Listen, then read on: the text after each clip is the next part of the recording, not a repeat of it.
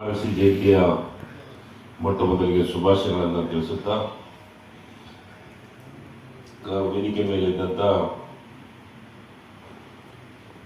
ನಿಗಮದ ಅಧ್ಯಕ್ಷರು ನನ್ನ ಆತ್ಮೀಯರಾದಂಥ ಮುತ್ತುರಾಜ್ ಅವರೇ ಹಾಗೂ ಇನ್ನೋರ್ವ ಉಪನ್ಯಾಸಕರಾಗಿ ಆಗಿದ್ದಂಥ ಡಿ.ಆರ್. ಕೃಷ್ಣಪ್ಪನವರೇ ಹಾಗೂ ವೇದಿಕೆ ಮೇಲಿದ್ದಂಥ ಇಲಾಖೆಯ ನಿರ್ದೇಶಕರು ಆದಂಥ ಗಾಯತ್ರಿ ಅವರೇ ಹಾಗೂ ನಮ್ಮ ಇಲಾಖೆಯ ಎಲ್ಲ ಅಧಿಕಾರಿಗಳೇ, ಇಲ್ಲಿ ಸೇರಿದಂಥ ಸಮಾಜದ ಎಲ್ಲ ಬಂಧುಗಳೇ, ಎಲ್ಲ ನನ್ನ ಹಿರಿಯರೇ, ಅಕ್ಕ ತಂಗಿಯರೇ, ಪತ್ರಿಕಾ ಬಳಗದ ಮಿತ್ರರೇ, ಬಂಧುಗಳೇ, ಸವಿತಾ ಮಹರ್ಷಿ ಜಯಂತಿಯ ಬಹಳ ಮಹತ್ವವಾದಂಥ ಜಯಂತಿ. ನಮ್ಮಲ್ಲಿ ಏನಾಗಿದೆ ಅಂದರೆ, ನಮ್ಮ ರಾಜ್ಯದೊಳಗ ಜಯಂತಿ ಅಂದರೆ ಅವರವ್ರ ಸಮಾಜಕ್ಕೆ ಸೀಮಿತವಾದಂಥವು ಆಗಿಬಿಟ್ಟಿದ್ದಾವೆ. ಮಹರ್ಷಿ ಜಯಂತಿ ಅಂದ್ರೆ ಇದು ಸವಿತಾ ಸಮಾಜದವರೇ ಸೇರಬೇಕು, ಬೇರೆದವ್ರು ಸೇರಬಾರ್ದು. ಇವೆಲ್ಲ ಹಿಂಗೆ ಮಾಡೋದಕ್ಕೇ ಎಲ್ಲ ಸಮಾಜದವರು ಎಲ್ಲರೂ ಒಂದು ಕಡೆ ಸೇರಲಿ ಅನ್ನೋ ದೃಷ್ಟಿಕೋನವನ್ನು ಇಟ್ಕೊಂಡೆ ಇವತ್ತ ಸರ್ಕಾರ ವಿಶೇಷವಾಗಿ ಸರ್ಕಾರನೇ ಇವೆಲ್ಲ ಜಯಂತಿಗಳನ್ನು ಮಾಡ್ತಾ ಇದ್ದೀವಿ. ಅದು ಕನ್ನಡ ಮತ್ತು ಸಂಸ್ಕೃತಿ ಇಲಾಖೆಯಿಂದ ಕನಿಷ್ಠ 33 ಜಯಂತಿಯನ್ನು ಮಾಡ್ತೀವಿ ನಾವು.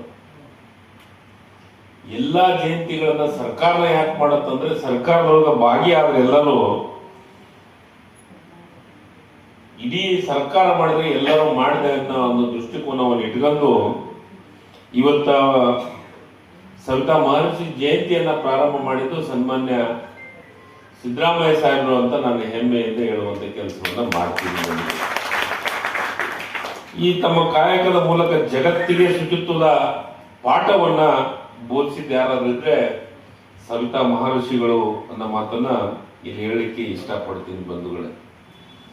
ಇವರು ಮತ್ತು ಹಡಪದಪ್ಪನವ್ರ ಲಿಂಗ ದೀಕ್ಷೆ ಒಂದೇ ಕಾಲಕ್ಕೆ ಆಯ್ತು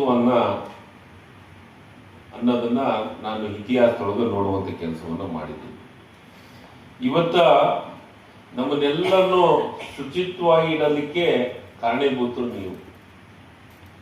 ನಾನು ಬಹಳ ಸತಿ ವೇದಿಕೆ ಮೇಲೆ ನೀವು ಮತ್ತು ಹಡಪದಪ್ಪಣ್ಣವರು ಒಂದೇ ರೀತಿಯ ಕೆಲಸ ಕಾರ್ಯಗಳನ್ನು ಮಾಡಕೊಂತ ಬಂದಿದ್ದಾರೆ. ಆದ್ರೆ ಅವರು ಈ ಒಂದು ವಾದ್ಯವನ್ನು ಮಾಡೋದಿಲ್ಲ ಅವರು.